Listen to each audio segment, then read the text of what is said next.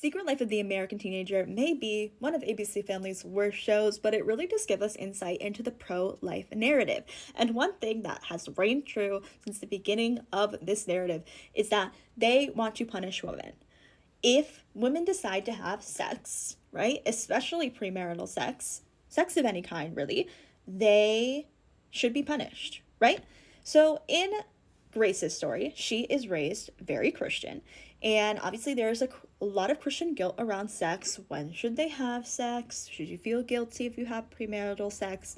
Nevertheless, Grace sleeps with her boyfriend Jack. Simultaneously, her dad dies in a plane crash. Obviously, nothing like that Christian guilt. She thinks she is responsible for that. She literally says to her mother, I believe, that I had amazing sex and I killed my dad. Something of that nature, which really just the wording of that makes me wonder if she had bad sex, would her dad still be alive? No sex, her dad would be alive. Bad sex, her dad would be in the ICU.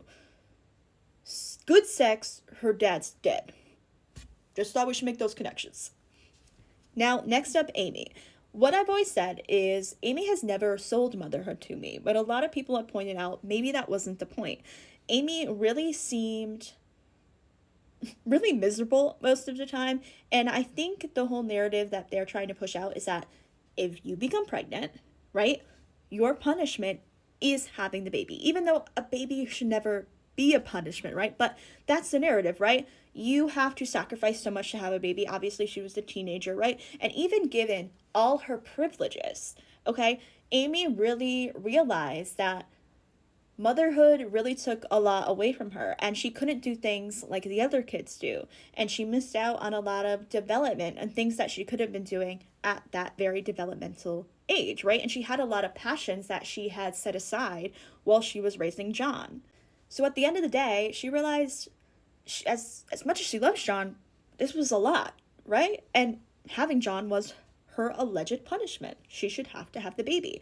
For Adrian was always very sex positive, but she's a wild woman, right? And when Adrian gets pregnant, she was originally going to have an abortion, but they push her to fall back in line with the narrative, and she, guess what? She wants to have the baby. She gets married to Ben. They don't like each other. She doesn't nevertheless. And guess what? She has a stillborn. They punish her. They punish her. They punish all of the women. They want women to be punished for having sex. That is the pro-life narrative, because they don't like women. Point blank, period.